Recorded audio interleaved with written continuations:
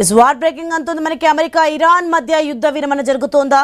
Iran సందేశం అమెరికాకు చేరుతోందా అంటే అవుననే సమాధానం వినిపిస్తోంది. అమెరికా అధ్యక్షుడు ట్రంప్ తాజా అల్టిమేటం తర్వాత కీలక పరిణామాలు చోటు చేసుకున్నాయి. తెర వెనుక రాజకీయ ఈజిప్ట్, టర్కీ దేశాలు ముమ్మర ప్రయత్నాలు చేస్తున్నాయి. అమెరికాకు చెందిన వార్తా సంస్థల్లో యుద్ధ విరమణపై పతాక శీర్షికలు వస్తున్నాయి. ఇప్పటికే యుద్ధం మొదలై నెల రోజులు దాటడంతో ప్రపంచవ్యాప్తంగా ఆర్థిక సంక్షోభం నెలకొంది.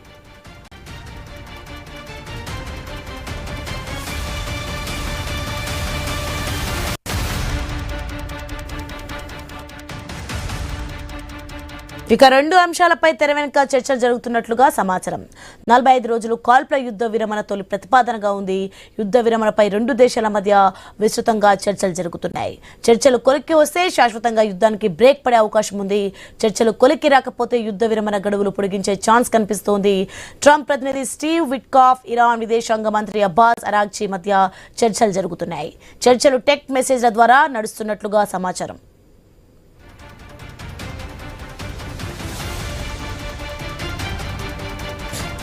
ఇప్పటికే అమెరికా చేసిన పలు ప్రతిపాదనలను ఇరాన్ తిరస్కరించింది. చివరకు ఈజిప్ట్, టర్కీ చొరవతో రెండు దశల ఒప్పందంపై విస్తృతంగా చర్చ జరిగింది. అందులో మొదటిది 45 రోజుల యుద్ధ విరమణ, రెండవది యుద్ధాన్ని ముగించడం. అయితే ట్రంప్ విధించిన గడువులోగా ఒప్పందం కొలిక్కి వస్తుందా అన్నది ఉత్కంఠగా మారింది. హర్మూజ్ జలసంధిని తెరిచే అంశంలో ఇరాన్ పట్టు వేయడం లేదు. చర్చలకు హర్మూజ్ ప్రతిబంధకంగా మారిందా? ఇరాన్పై ఒత్తిడి పెంచేందుకే ట్రంప్ అల్టిమేటం ఇచ్చారా అన్న ప్రశ్నలు జోరుగా వినిపిస్తున్నాయి.